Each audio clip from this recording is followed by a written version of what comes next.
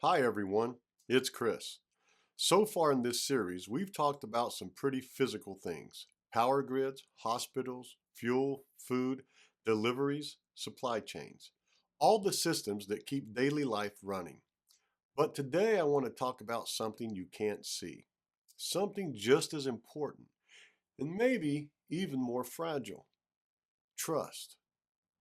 Because here's something interesting. A country doesn't just run on electricity and trucks, it also runs on cooperation, on people trusting each other enough to work together, trusting information, trusting neighbors, trusting institutions just enough to function. When that trust breaks down, things get messy fast, even if every physical system is still working. Think about something simple, a workplace. If everyone trusts each other, things run smoothly. People communicate, problems get solved. But if everyone suspects everyone else, if rumors spread, if people assume the worst, suddenly nothing works. Same people, same resources, same building, but productivity collapses. Not because anything broke, but because trust disappeared. Countries work the same way. Now think about how we get information today. Phones, social media, 24-hour news, constant alerts, constant opinions, constant arguments. And here's the problem. Outrage spreads faster than calm information. Anger gets more clicks than balance. Drama travels faster than facts. Not because anyone planned it that way, but because that's how human psychology works. We react to emotion, especially fear and anger.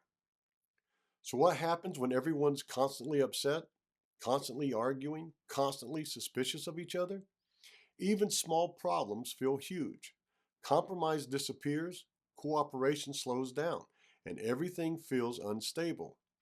Even if the lights are still on, even if the trucks are still moving, because the system underneath it all, human cooperation, is breaking down. And here's where it connects to what we've been talking about. If you wanted to weaken a country, you wouldn't always need to shut down its power grid. Sometimes you just need to make people stop trusting each other. Make them fight.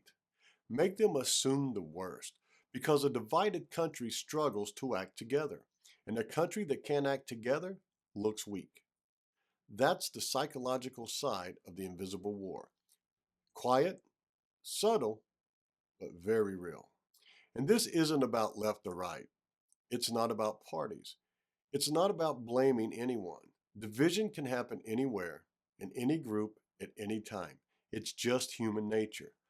But understanding it helps us avoid it. Because once you see it, you realize something simple. Constant outrage doesn't make us stronger. It makes us tired, distracted, and easier to destabilize. Think about your own life. When you're calm, you solve problems faster. When you're angry or stressed, everything feels harder. Now multiply that by 330 million people. That's what national mood looks like. And that mood affects everything: politics, businesses, communities, daily life. Calm is strength. Chaos is weakness.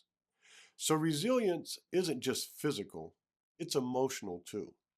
It's the ability to stay level headed, to talk things through, to disagree without falling apart, to keep working together even when we're different. Because unity isn't about sameness, it's about cooperation. And cooperation is what keeps everything else running.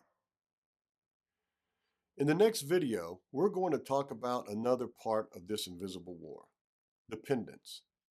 How relying too heavily on faraway suppliers for critical things like medicine, technology, and energy can quietly create vulnerabilities.